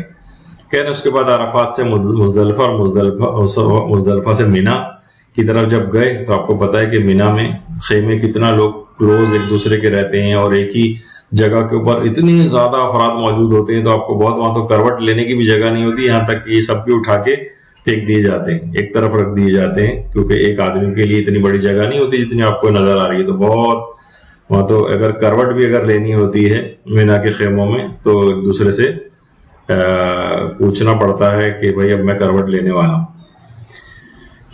تو مولانا محترم کہہ رہے ہیں کہ جب میں خود خیمے کے اندر پہنچا تو سب لوگ لیٹے ہوئے تھے. ظاہر ہے عالم پہلے تو کہنے کہ مجھے کوئی غصہ آنے لگا کہ میرے لیٹنے کی کہیں جگہ نہیں تھی, کھڑا کھڑا مثلاً میں پھر رہا ہوں. تو بعض اوقات خود کسی عالم دین کو بھی غصہ آ سکتا ہے. کہنے پھر میں نے ریئلائز کیا کہ میں تو اسی موضوع پر ابھی تقریر کر کے آ رہا ہوں. تو دیکھیے بہت سے اس طرح سے چیزیں ہوتی کہ بہت سے لوگ غلط مشورے بھی دے دیتے. ایک صاحب تھے, وہ بیچارے ان کے گھر والے شادی نہیں کر رہے تھے ان کی, اس نوجوان کی. تو کسی دوست نے مشورہ دیا کہ تم نے خوب غصہ کرو گھر جا کر, غصہ جب تم کرو گے تو گھر والے مجبور ہو کے تمہاری شادی کر دیں گے. اس نے اپنے دوست کو بعد میں فون کیا تو دوست نے کہا کہ تم نے بھائی وہ غصہ نہیں کیا گھر میں؟ کہا بھائی غصہ ہی کیا تھا، گھر والوں نے غصے کی وجہ نکال دیا، میں مسجد میں بیٹھا ہوا تم کو فون کر رہا ہوں۔ تو دیکھیے یہ سب چیزیں اس قسم کی ہیں کہ آدمی اپنے آپ کو دیکھے کہ اسے کبھی آگے چل کر ہم اس بات کو ذکر کریں گے غصہ کب کرنا چاہیے اور پر صحیح ٹائم اس کا کیا ہے۔ اچھا غصہ جو ہوتا ہے، اس کی کوئی وجوہات بھی بیان کر رہے تھے۔ بہت سے ماہرین کہتے ہیں کہ پانی کم پینے سے بھی غصہ جو ہے وہ بڑھتا ہے۔ عام طور پہ دیکھا گیا کہ وہ افراد کہ جو کہ پانی کم پیتے ہیں ان کے اندر غصہ زیادہ ہوتا ہے، یا مثلا جو ورزش کرنے کے اتنے عادی نہیں ہوتے۔ بچوں بھی آج کل یہ ہو گیا ہے، والدین ان کے فزیکل ان کی ایکسرسائز کی طرف کوئی توجہ نہیں ہے کہ ان کو شام کے وقت پارک لے کے جائیں، ان کو باہر لے کر جائیں جہاں وہ اپنی انرجی کو نکالے۔ بچے بس بیٹھے ہر وقت موبائل فون یا ٹی وی اس کے اوپر لگایا ہوا ہے۔ والدین بھی اطمینان ہو جاتا ہے کہ چلو یہ بیٹھا ہوا گھر میں ہمارے سامنے ہی ہے اور کہیں ادھر ادھر آ جا نہیں رہے۔ تو یہ خود ایک بہت بڑا ایک ایسی چیز ہے۔ اس میں بھی ماہرین کہتے ہیں ورزش نہ کرنا، کہ وہ پازیٹیو جگہ اپنی انرجی کو نکال نہیں رہا۔ اسی طریقے سے جو وہ افراد ہیں جو مثلا گھر میں اسی طرح سے ہیں، وہ مرد حضرات بھی اگر ورزش نہیں کر رہے ہیں تو ان کے ساتھ مرد یا خواتین، تو ورزش نہ کرنے سے بھی غصے کے اندر ایک اضافہ ہوتا ہے۔ پازیٹیو جب ہم اس کی کہ غصے پر قابو پانے کے جب طریقے بیان کریں گے تو اس میں کون کون سی فزیکل ایکسرسائز ایسی ہیں کہ جو روزانہ اگر انسان کرے تو اس کا غصہ کم ہوتا چلا جاتا ہے۔ وہ آگے چل کر آج تو نہیں لیکن جو نیکسٹ ہماری گفتگو ہوگی اس کے اندر آئے گا۔ لیکن ان تمام چیزوں سے آپ کو واقف ہونا چاہیے کہ جب جا رہے ٹریٹمنٹ اس کا اس لحاظ سے بتائیں گے کہ غصے کو کم کیسے کریں، تو یہ سب چیزوں کو سن کر آپ اس طرف جب جائیں گے تو آپ اس علاج کو کرنے کے لیے کو دماغی طور پر قبول کریں گے۔ ایک اور بڑی وجہ جس سے انسان غصہ کرتا ہے وہ ہے میڈیا پر دکھایا جانے والا غصہ اور وائلنس وغیرہ، جو تشدد دکھایا جاتا ہے، اس سے بھی انسان غصہ سیکھتا ہے۔ دیکھیے بچے اور جوان آج کل جو والدین کے ساتھ بڑے زبان چلا رہے ہوتے ہیں کہ ان کو کثرت کے ساتھ اولاد جو ہے والدین کے ساتھ چیختی چلاتی اور غصہ کرتی ڈراموں میں نظر آ رہی، بیویاں شوہروں کے اوپر چیختی چلاتی نظر آ رہی۔ یہ جتنے بھی سوشل موضوعات کے اوپر جتنے بھی آپ ڈرامے دیکھتے ہیں اس میں دیکھیں کس قدر اس کے اندر انسان ایک دوسرے کے بعد چیخ چلا رہا ہوتا ہے۔ وہی اچھا کیا ہوتا ہے، یہ جو بیٹھے گھنٹوں کے لیے ڈرامے خواتین بھی دیکھ رہی ہیں اور مرد حضرات اور یہ بچے وغیرہ بھی دیکھ رہے ہیں، یہ سب چیزیں سیکھ رہے ہیں اس سے۔ یہ جو لڑکی ابھی دیکھ رہی ہے یہ چیزیں سیکھ رہی کہ اس طرح سے شوہر کے اوپر چیخا جاتا، یا لڑکا سیکھ رہا ہے کہ بیوی پہ ایسے چیخا جاتا، والدین پہ ایسے چیخا جاتا ہے۔ آپس میں اگر آپس میں احترام دکھایا جائے، مثالی گھرانے دکھائے جائیں، ہمارے اچھے ڈرامے تو ہوتے ہی نہیں نا صرف برائی کے پہلوؤں کو صرف اجاگر کرنے والے ڈرامے، کہتے ہیں بھائی دیکھیے یہ تو معاشرے کے اندر چیزیں ہو رہی ہیں نا تو اس وجہ سے ہم وہی تو چیز پیش کر رہے ہیں۔ اور بھائی معاشرے کے اندر جو اچھائی اور نیکی والی چیزیں ہوتی ہیں وہ بھی تو لوگوں کو دکھاؤ، اور اس سے بھی تاکہ لوگ اس کو دیکھ کے اس کا اثر قبول کریں۔ دیکھیے اصلاً کہا جاتا ہے کہ جو غصہ ہے نا اصل میں بے بسی کا ایک رد عمل ہے۔ ہمارے بہت سے بزرگ بھی جو بہت شدید غصہ کر رہے ہوتے ہیں، کہا جاتا ہے نا کہ غصہ ایک دھند کی مانند ہے، اس میں آگے کچھ نہیں نظر آ رہا ہوتا آپ کو، جیسے دھند میں آگے نہیں نظر آتا۔ غصے کو عام طور پر جو پریشر کوکر جو ہوتا ہے کھانے پکانے کے لیے، اس سے بھی تشبیہ دی جاتی ہے کہ دیکھیے ہم غصے کے دباؤ کو ایک حد تک صرف برداشت کر سکتے ہیں، اس کے بعد وہ دھماکے سے پھٹ جاتا ہے، جیسے پریشر کوکر دھماکے سے پھٹ جاتا ہے اکثر۔ تو غصے کو ایک حد تک صرف دباؤ انسان برداشت کرتا۔ اچھا والدین بھی جب اپنے بچے یا جوان اولاد کے سامنے خود کو بے بس محسوس کرتے ہیں تو ان کو غصہ آتا ہے۔ اور اچھا خود بڑھاپا بھی ایک وجہ ہے۔ والدین جو غصہ کر رہے ہیں، دیکھیے جب بھی اولاد کو اف نہ کرنے کا حکم ہے۔ اچھا آپ نے دیکھا ہوگا وَلَا تَقُلْ لَهُمَا اُفٍّ، قرآن میں اولاد کے لیے کہا کہ دیکھو والدین کے سامنے اف نہ کرنا۔ دیکھیے اولاد کب والدین کے سامنے اف کرے گی، یعنی اس کا مطلب یہ ہے کہ یہ بات تقریباً انڈرسٹوڈ ہے، اگرچہ آیت کے اندر نہیں آئی ہے، کہ والدین سے ایسی باتیں کچھ بڑھاپے کی وجہ سے ہوں گی کہ جس پہ تم کو غصہ آئے گا۔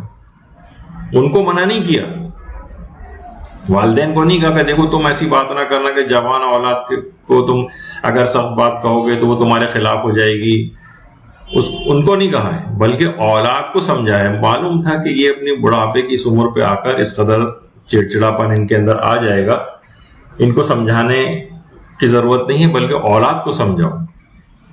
मालूम है कि ये ऐसा कुछ ना कुछ जरूर कहेंगे कि आपको गुस्सा आएगा, तो औलाद को सिर्फ ये बात कही कि खबरदार तुम उफ तक न करना। तो बुढ़ापे की भी वजह हो सकती है। कहा जाता है ना, एक बूढ़े साहब थे, वो एक डॉक्टर के पास गए, कहा कि डॉक्टर साहब मेरी निगाह कमजोर हो गई, क्या वजह है? डॉक्टर ने कहा बुढ़ापा।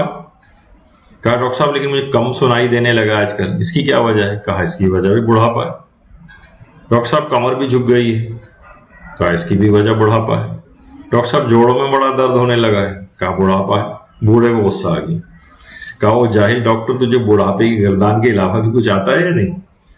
तो डॉक्टर साहब ने कहा कि बुजुर्गों, इस गुस्से और गजब की वजह भी बुढ़ापा ही है जो आपको आ रहा है। तो बहरहाल दूसरे लोग इस बात का एहसास करें, दूसरे एहसास करें कि ये बुजुर्ग हो गए हैं, अब इनसे ये चीजें होंगी, बर्दाश्त करें उनकी बात को। आप भी जब इस मरहले पर पहुंचेंगे तो आपके साथ भी ऐसा ही होगा, सिवाय इसके कि आपने ये दर्द सुन रखा हो, जब ये और अगला वाला, कि जिसमें आपको इस बात का एहसास दिलाया जाएगा कि अपने आप जरा टेम्पर को जरा कूल माइंडेड रहिए और अपने इसको नीचे की तरफ रखें, हर वक्त गर्म ना हो जाए दिमागी तौर पर। तो देखिए, जो रिश्ते हैं ना, खानदानी रिश्तों में मुआफी का एक बहुत बड़ा फैक्टर है, माफ करने का। कहा जाता है जिस तरीके से मशीन को चलाने के लिए देखिए तेल की जरूरत होती है, इसी तरह से रिश्तों की जो फ्रिक्शन होती है ना, इसको दूर करने के लिए मुआफी की जरूरत होती है। रिश्तों में भी फ्रिक्शन होती है, कितने करीब तरीन रिश्ते हैं उनके अंदर भी ये मुज़ाहमत और फ्रिक्शन होती है। उसमें जो समझें, जो उसमें लुब्रिकेशन जो चीज करती है, उनकी फ्रिक्शन को कम करती है, वो मुआफी की जरूरत, माफ करें, नजरअंदाज करें। जैसे भी आपने सुना कि घर में गुस्सा करना गोया उसको वीरान करना, यानी साथ रहने वाले जब गुस्सा करने लगे और लड़ने झगड़ने लगे तो फिर ये होता यही है कि फिर वो एक दूसरे से अलग हो जाने में वो आफियत महसूस करते हैं, छोड़कर चले जाते हैं। घर में साथ रहने में कितनी सारे फायदे होते थे, मसलन एक साथ बहुत सारे अफराद रह रहे हैं, मुआशी कितने फायदे एक दूसरे के साथ होते हैं, जरा बिल जो है वो डिस्ट्रीब्यूट हो जाते हैं और खर्चा कम होता है, और बहुत सारी इस तरह की चीजें होती हैं, एक दूसरे से कितनी हेल्प होती है। अगर अलग हो जाते हैं तो आपको सारा बोझ आपके ऊपर आ जाता है, माली बोझ आपके ऊपर आ जाता है। अगर ये सब लोग मिलजुल कर आपस में अच्छी तरीके से रह रहे हो तो कितनी सारी चीजों के अंदर इनको फायदा होता है। वो माशाल्लाह अलग एक मौजू पर गुफ्तगू। लेकिन अगर इतनी ज्यादा लड़ाइयां हो रही हो, इतने वसीले अफराद वहां पर मौजूद हो, तो ठीक है, फिर तो इससे कहीं बेहतर है कि साथ रहने से बेहतर है कि आप अलग अलग हो जाए। फिर ठीक है, जाके खूब खर्चे भी अपने बढ़ाएं और ठीक है, फिर ये इस तरफ भी इंसान को जाना पड़ सकता है। लेकिन क्या है कि अगर वो सोचता है कि यार अगर सिर्फ मैं अपने आप को, हम लोग अफराद अपने सिर्फ एक मामूली से गुस्से को काबू कर लेते, एक दूसरे के खिलाफ कुछ ना कह दे, तो हम उसी जगह पर अच्छे तरीके से सब साथ रह रहे होते। अच्छा, अभी जो इससे पहले आपने सुना कि जहां गुस्सा करने का मौका होता है वहां नहीं बल्कि हम बेजा गुस्सा करते हैं, और बेजा गुस्सा आमतौर पे होता है जब बेजा तवक्कुआत होती। मसलन बच्चा जो है या नौजवान वो फाइन आर्ट्स की तरफ जाना चाह रहा है, बाप गुस्सा कर रहा है कि तुम साइंस क्यों नहीं पढ़ रहे, ये बेजा गुस्सा है। यानी अकली एतबार से हाँ उसको समझा सकता है कि देखो जो तुम इस फील्ड, किसी भी फील्ड का इंतखाब कर रहे हो, इसका इतना ज्यादा स्कोप नहीं है। यानी अकली तौर पर उसको तमाम चीजों से कायल किया जाए, ऐसे अफराद से मिलवाया जाए। आपसे अगर कायल नहीं हो रहा तो बजाय कि आप ही उसके ऊपर गुस्सा करें, आप ना ऐसे अफराद से मिलाएं जो उसको, जो न्यूट्रल टाइप के अफराद हों, वो बताएं कि देखो तुम जिस तरफ जा रहे हो उसका इतना स्कोप नहीं है, ठीक है, उन पर गुस्सा कर। अच्छा, मसलन बहुत से नौजवानों में होता है किसी खास जगह पे मसलन कोई वो शादी करना चाह रहा है, मसलन लड़का शादी करना चाह रहा है, अब आप उसके ऊपर गुस्सा हो रहे हैं, बज़ाहिर कुछ नहीं, लेकिन आप सोच रहे हैं कि नहीं इससे और बेहतर भी जो है कोई और रिश्ता होगा तो वहां करेंगे, अभी हमारा इनसे वो नहीं है, या कोई भी इस तरह से। अब बहुत सी चीजों की बहुत अकली बुनियाद नहीं, कहीं अकली बुनियाद भी होती है वहां, लेकिन उसमें भी गुस्सा करके समझाने से कुछ भी नहीं होता। वो बिल्कुल एक अलग पार्टी बन जाएगा, बिल्कुल एक अलग आपसे वो हो जाएगा, आपसे उसका अगर लेकिन ठंडे दिमाग से बैठ के अगर उससे बात करेंगे, दलाइल अपने देंगे तो वो सोच विचार करेगा। लेकिन जहां आपने गुस्सा दिखाया वहां बस वो उसके अंदर भी एक रेजिस्टेंस आ जाएगी, वो आपको अपना दुश्मन समझेगा और फिर जो भी इक़दाम करना है खुद करेगा। ہاں اگر کوئی کہا جاتا ہے نا کہ غصہ کرنے کی واقعی کرنا ہے تو اپنے نفس پر غصہ کیجیے. آپ کہیں کہ اے گناہ گار کتنی مرتبہ ہزاروں لاکھوں مرتبہ تو خدا کی نافرمانیاں کر چکا ہے, تو کب سچی توبہ کرے گا, کب تو گناہ کرنا چھوڑے گا. خود پر غصہ کیجیے, پھر دیکھتے ہیں کہ کیا ہوتا ہے. ہاں کب غصہ کرنا ہے؟ احکام الہی کو پائمال ہوتے ہوئے آپ دیکھ کر غصہ بنتا ہے. وہ روایت میں ملتا ہے نا کہ تم لوگ مذمت کی گئی ہے معصوم کی طرف سے کہ جب خدا کے احکامات پائمال ہوتے ہیں تو تم بڑے غصہ کرنے لگتے ہو, اور جب احکامات خداوندی کی بات آتی ہے تو اس وقت تو غصہ نہیں کرتے, لیکن جب اپنے خاندانی رسم و رواج ٹوٹتے ہیں تو اس وقت تم بڑا غصہ کرتے ہو. یعنی جو مفہوم روایت کا ایسے بنتا ہے. تو اس موقع پر کریں نا جب احکام الہی پائمال ہو رہے ہیں, گناہوں سے بھرپور شادیاں اور تقریبات ہو رہی ہیں. ایک ہمارا ایک موضوع پہ درس بھی ہو چکا ہے, شب شادی شب گناہ کبیرہ کے نام سے. یعنی اس میں تمام گناہ کبیرہ کی لسٹ بتائی گئی ہے جو اسی چھتری کے نیچے آتی. یہ جو شادی ہو رہی ہے اور بڑی تقریبات ہو رہی ہیں, اس کے اندر کس قدر گناہوں سے بھرپور یہ شادی ہوتی. تو اس میں غصہ آنا چاہیے. مکس گیدرنگ کو دیکھ کر غصہ آنا چاہیے, بزرگوں کو غصہ. البتہ یہ ضرور ہے, وہ بھی ہم اس پر کبھی الگ سے گفتگو کریں گے کہ اس کے لیے پہلے سے اقدامات لینے ہوں گے. یہ نہیں کہ عین اسی وقت غصہ نکال رہے ہوں, عین اسی وقت تقریب شادی کے اندر آپ نے غصہ کرنا شروع کر دیا اور سب کو وہ کر رہے. نہیں, پہلے سے اس کے اقدامات کریں. دیکھیے ہمارے رسول اکرم اور ائمہ سلام اللہ صلی علی محمد وآلہ محمد, وہ بھی غصہ کرتے تھے, لیکن کیا تھا, احکام الہی کو پائمال جب ہوتے دیکھتے تھے تو غصہ کرتے تھے. روایت میں پیغمبر کی حالت بیان ہوئی ہے کہ کان الرمانہ اسرا علی وجہہ صلی اللہ علیہ وآلہ وسلم, ایسا لگتا تھا کہ گویا چہرے پر انار نچوڑ دیا گیا. مولا علی کے متعلق ملتا ہے علیہ الصلوۃ والسلام کہ شبہ المذہب, گویا غصے سے انگارہ بن جاتے تھے. لیکن کیا تھا, وہ اسلام کے لیے غصہ ہوتا تھا. ورنہ آپ نے دیکھا کہ وہ جس نے گستاخی کی تھی جب مولا اس کے جنگ میں اس کے سینے پر چڑھ کر بیٹھ گئے تھے اور اس نے گستاخی کی تھی, تو مولا اس کے سینے پر سے اتر گئے تھے. حالانکہ یہ والی گستاخی کوئی کرتا تو ہر شخص غصے سے پاگل ہو جاتا, لیکن نہیں. تو غصے کو بہرحال ابھی کہا جاتا ہے کہ صحیح جگہ پر غصہ کرنے کا ہنر انسان سیکھے. غصے کو کہا جاتا ہے غصہ تلوار کی طرح سے. تلوار اپنے دفاع میں چلائی جاتی ہے, لیکن انسان اگر اناڑی ہو اور تلوار کو ایسے ادھر ادھر گھما رہا ہو ادھر طریقے سے, تو خود کو زخمی کر لیتا. مجھے یاد پڑتا جب ہماری NCC کی ٹریننگ ہوتی تھی انٹر وغیرہ کے دور میں, تو اس میں لائٹ مشین گن بھی چلانی سکھاتے تھے. اس میں یہ ہوتا تھا کہ اگر آپ نے کندھے پر دبا کر اس کو نہیں چلایا تو اتنا زور کا جھٹکا لگتا تھا کہ بہت سے لوگوں کے کندھے اتر جاتے تھے, بہت سے طالب علموں کے. تو کیا ہے, یعنی غصہ کو صحیح جگہ کرنے کا ہنر آنا چاہیے. کہا جاتا ہے کہ یعنی اس طرح سے مثلا غصہ ایسی جگہ ہونا چاہیے جہاں عقل تائید کرے. ایسی نہیں, ابھی میں نے اگر کوئی کسی مثالیں دینی شروع کریں تو پورا درس اسی میں ختم ہو جائے گا. جیسے ابھی کہا کہ بچہ کچھ پڑھنا چاہ رہا ہے, آپ غصہ کر رہے ہیں کہ نہیں تم یہ پڑھو. وہ کہیں رشتہ کرنا چاہ رہا ہے اور کوئی بہت زیادہ ایسی قباحت بھی نہیں ہے, لیکن آپ اس کے اوپر غصہ کر رہے ہیں اور شادی نہیں ہونے دے رہے.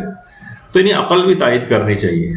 کسی اوقلا کے سامنے رکھے تو کہیں گے ٹھیک ہے, ان کا اختیار ہے, ان کو کرنے دو, اور اگر کوئی بہت بڑی کوئی خرابی لازم آ رہی ہے وہاں پر تو آپ اس کو دلائل کے ساتھ قائل کریں.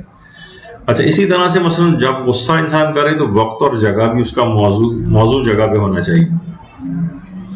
مثلا بچے کو یا جوان کو اس کے دوستوں کے سامنے اگر آپ غصہ کرنے لگے اور ڈانٹنے لگے, یہ موضوع جگہ نہیں تھی, اس سے معاملات اور خراب ہوں گے. کوئی فائدہ نہیں ہے غصہ کرنے کا, وہ بے عزتی محسوس کرے گا اپنی.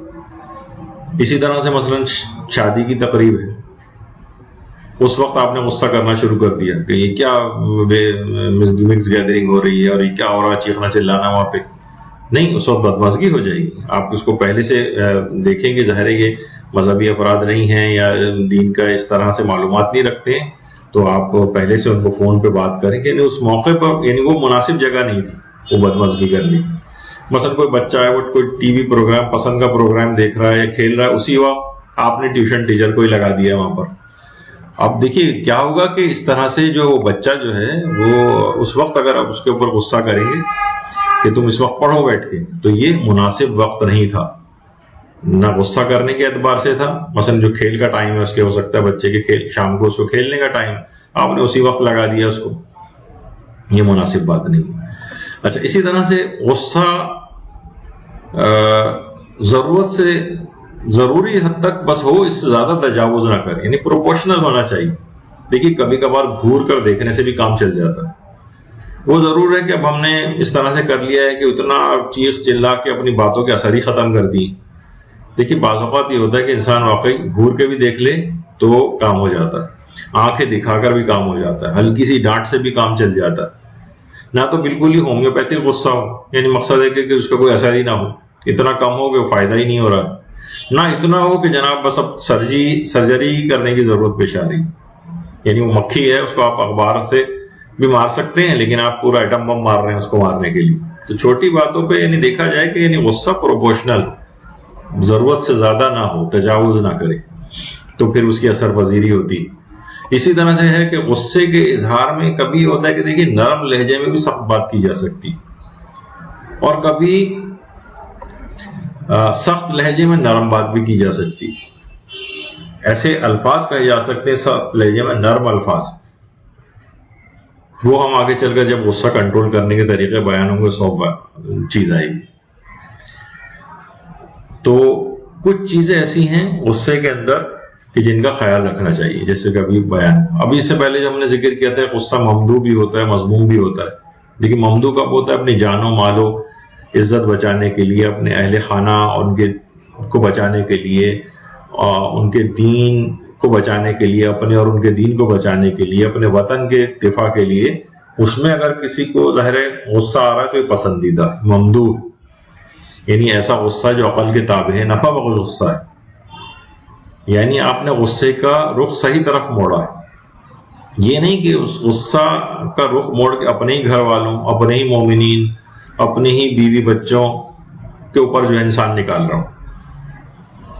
تو دیکھیے اپنے گھر میں انسان اتنی زیادہ اکڑ نہ دکھائے، یعنی ہے اب انشاءاللہ جب ہم آگے چل کے گفتگو آئے گی، بعض اوقات مرد حضرات زیادہ غصہ کرنے، عورتوں کے غصے بھی کر رہی ہوتی ہیں لیکن بہت اتنا اثر نہیں ہوتا اس لحاظ سے، لیکن مرد غصہ اگر کریں تو بہت زیادہ گھر کے اندر گھر کا ماحول اور زیادہ خراب ہوتا ہے۔ تو وہ اپنے مردانگی کو اور اس لحاظ سے جو اس کم جذباتی مرد کو پروردگار نے بنایا ہے عورتوں کی نسبت، تو وہ اس صفت کو اس طرف نہ لے جائے کہ وہ اتنا ہی جذباتی ان جیسا بننے کی کوشش کرے۔ تو جسے کہا جاتا ہے نا کہ عام طور پر یعنی گھر میں انسان جو ہے سیلز مین والا جو اخلاق ہے وہ اس کا مظاہرہ نہ کرے، یعنی کہ سیلز مین کیا کرتے ہیں، یعنی ہم تو جو بہت سے سیلز مین بھی ہو سکتا ہے اس بات کو سن رہے ہیں ان کو شاید نہیں پسند آئے گی بات، لیکن یہ کہ مثلا دیکھا یہ گیا ہے کہ جو باہر بہت زیادہ خوش اخلاق ہیں، گھر آ کے ایک دم سے بڑے ہی نکچڑے اور بدمزاج جو ہے ہو جاتے ہیں، یعنی اپنے خوش اخلاقی کے سارے خزانے باہر تقسیم کر کے آ جاتے ہیں، اب گھر میں آتے ہیں تو جناب بات بات پر غصہ کر رہے ہیں، یا گاہکوں کی بھی جو اور باتیں ہیں وہ ساری اپنے لوگوں کے اوپر نکال رہے ہوتے ہیں۔ یہی وجہ ہے کہ ہمارے پیغمبر اکرم ختم مرتبہ صلی اللہ علیہ وآلہ وسلم فرماتے تھے کہ تم میں سب سے بہتر وہ ہے جو اپنی بیویوں کے ساتھ اچھا سلوک کرتا ہے، سب سے بہتر وہ ہے۔ بلکہ پیغمبر فرماتے تھے کہ فَأُحِبُّ أَنْ أَكُونَ كَرِيمًا مَغْلُوبًا وَلَا أُحِبُّ أَنْ أَكُونَ لَئِيمًا غَالِبًا، مجھے یہ بات پسند ہے میں کریم رہوں خواہ مغلوب رہوں، میں بد اخلاق بن کر ان پر غلبہ حاصل کرنا نہیں چاہتا۔ تو دیکھیے بعض اوقات ہوتا ہے نا کہ دیندار و متقی افراد عموماً بظاہر اپنی بیویوں سے ذرا دب کر رہتے ہیں، نظر آتے ہیں آپ کو، یعنی وہ زیادہ مداخلت نہیں کرتے ان کے کاموں میں، کہ گھر میں لڑائی اور غصہ وغیرہ نہ ہو، چاہے وہ معاشرے کے اندر بعض اوقات جورو کے غلام وغیرہ کا بھی طعنہ سننا پڑ سکتا ہے انہیں، لیکن اپنی اسی قوت برداشت کی بنا پر بعض مومنین نے بڑے بڑے مقامات کو بھی حاصل کیا، جو حکایتوں میں ملتا ہے نا کہ ایک بزرگ تھے، ان کی کرامات کا بڑا شہرہ تھا کہ جناب بڑے صاحب کرامات بزرگ ہیں، تو ایک آدمی کو تلاش کرتا ہوا آیا کسی دوسرے شہر سے، اور ان کے متعلق اس نے یہ سنا تھا کہ جناب وہ اتنے صاحب کرامات ہیں کہ شیر کی سواری کرتے ہیں، شیر کے اوپر سواری کرتے ہیں، اور سانپ کا کوڑا جو ہے وہ استعمال کرتے ہیں۔ اچھا جب وہ تلاش کرتے کرتے ان کے گھر پر پہنچے تو دیکھا کہ ان کی بیوی دروازے پر آئی اور پوچھا کیا بات ہے؟ تو انہوں نے پوچھا کہ میں ان بزرگ کی تلاش میں آیا ہوں، وہ اس وقت کہاں ہے؟ کہنے لگے وہ ان کی بیوی تھی. تو کہنے لگے ارے اس مکہ ریار اور ریاکار کو تم تلاش کرتے آئے ہو، کس چکر میں تم پڑ گئے؟ اور بڑی برائیاں کی. وہ شخص بھی سخت پریشان ہوا کہ میرے تو سارے شہروں سفر کر کے جو میں آیا ہوں ساری محنت میری پوری سفر کی بیکار ہو گئی. تو بہرحال وہ بیچارہ مایوس ہو کے جانے لگا تو اس کے محلے والوں نے اس کو روکا. اس بزرگ کے محلے والے جو تھے کہا کہ دیکھو اس عورت کی باتوں پر بھروسہ نہ کرو، یہ بہت غصیلی اور بد مزاج ہے. اسی وقت وہ دیکھا کہ وہ بزرگ شیر کی سواری اور سانپ کا کوڑا لیے ہوئے شیر کے اوپر بیٹھے ہوئے آ رہے ہیں. اچھا مولانا روم نے بھی اس حکایت کو لکھا ہے. وہ شخص جا کر ان کے قدموں میں گر گیا کہ حضور آپ کی بیوی آپ کے متعلق یہ رائے بیان کر رہی تھی، میں تو گمراہ ہو گیا تھا، مجھے معاف کر دیجئے، میں تو بدگمانی کا شکار ہو گیا. تو وہ بزرگ مسکرائے اور ہنس کر کہا کہ اس کی اسی بد مزاجی اور غصیلی طبیعت پر غصہ کرنے کے بجائے میں نے صبر و ضبط سے کام لیا ہے، جس کی وجہ سے آج مجھے کرامت نصیب ہوئی کہ میں شیر جیسے درندے پر سواری کر رہا ہوں، سانپ جیسے موذی میرے ہاتھ میں کمزور رسی کی طرح سے اللہ نے میرے لیے مسخر کر دیا. یہ کرامت اس کی بد مزاجی اور غصیلی طبیعت پر صبر کرنے کا انعام ہے. تو اگر میں یہ اپنے غصے کو کنٹرول نہ کرتا، اس کی باتیں سن کر صبر نہ کرتا، تو آج یہ شیر نر میری بیگاری نہ کر رہا ہوتا. تو دیکھیے اسلام کے احکامات پر جو عمل ہے یہ سب سے بڑی کرامت ہے. یہ نہیں کہ آپ کو معاشرے کے اندر شیر پر سوار کیے ہوئے لوگ اس طرح سے ملیں گے، ہر آدمی آپ کہیں گے جو بھی اس طرح سے برداشت کر رہا ہے گویا جو ہے وہ بڑا صاحب کرامت ہے. نہیں، اسلام کے احکامات کے دیکھیے کہا جاتا ہے نا کہ استقامت جو ہے وہ 1000 کرامتوں سے بہتر اور افضل ہوتی ہے، اور شریعت پر جو استقامت ہے یہ 1000 کرامتوں سے افضل ہے. یعنی یہ بہت بڑی چیز ہے. کہا جاتا ہے نا کہ کوئی شخص تھا، وہ بہت عرصے تک ایک عالم کی خدمت میں رہا کہ چلو ان کے پاس رہتے ہیں. پہلے زمانے میں اس طرح سے رہا کرتے تھے. جب 10-15 سال بعد کہنے لگا اب میں جا رہا ہوں آپ کے پاس سے، کیونکہ میں نے آج تک کبھی آپ کو کوئی کرامت دکھاتے نہیں دیکھا. تو ان عالم نے کہا کہ اچھا تم یہ بتاؤ کہ کبھی تم نے مجھ کو شریعت کی خلاف ورزی کبھی کرتے دیکھا؟ کہا کہ نہیں، شریعت کی خلاف ورزی تو کبھی نہیں کرتے دیکھا. تو کہا کہ کیا اس سے بڑھ کر بھی کوئی کرامت ہو سکتی ہے کہ انسان 10-15 سال کسی کے ساتھ رہے اور کوئی شریعت کے خلاف عمل کرتے نہ دیکھے؟ تو یہ مقصد نہیں ہے کہ اس کا کہ آپ کوئی توقع یہ کریں کہ کوئی بہت بڑی کرامتوں کا ویسا ظہور ہونے لگے گا. اصل میں شریعت پر عمل اور اسلامی احکامات کے مطابق عمل یہی سب سے بڑی کرامت ہے. تو ہمارے عام طور پر کہا جاتا ہے کہ مرد عارف وہی ہے کہ جو کہ اس قسم کا ہو کہ جناب وہ کوئی کرتب بازی وغیرہ جو ہے وہ دکھا رہا ہو.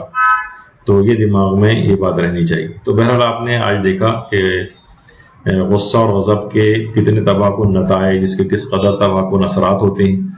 اور اگلی نشست میں یہ تمام باتیں سننے کے بعد اب آپ کا دماغ اس طرف پر مائل ہو جائے گا کہ کبھی ایسی صورتحال ہمارے ساتھ پیش آ جائے کہ ہمیں غصہ ہو تو ہم اس غصے کو کنٹرول کیسے کریں. تو یعنی ہماری انشاءاللہ اگلی گفتگو کا عنوان ہوگا. لیکن اس گفتگو سے پہلے یہ گفتگو کرنا بہت ضروری تھی تاکہ آپ کو اس خطرناک اخلاقی برائی، اس کے عواقب اور اس کے نتائج سے آگاہ کیا جا سکے، تاکہ دماغ اس بات کو قبول کرنے کے لیے تیار ہو جائے کہ ہمیں ہر صورت اس مرض سے اپنا پیچھے چھوڑانا ہے. یہ جو ہر وقت غصے میں رہنے کی کیفیت ہے. گھر تباہ و برباد ہو رہے ہیں، بچے تباہ و برباد ہو رہے ہیں، خاندانی سسٹم تباہ و برباد ہو رہے ہیں اس غصے اور غضب کی وجہ سے. اس کے کازز کی طرف بھی دماغ رکھیے اور اس کی علامتوں اور اس کے عواقب اور نتائج کی طرف نگاہ رکھیں. پھر اس کے بعد اس کو ختم کیسے کریں یا اس کا رخ کیسے موڑیں یا اس کو کم کیسے کریں، اس کے طریقہ کار انشاءاللہ اگلی گفتگو میں ہم بیان کریں گے. وصلی اللہ علی محمد وآلہ الطیبین الطاہرین. اللہم صل علی محمد وآل محمد وعجل فرجهم.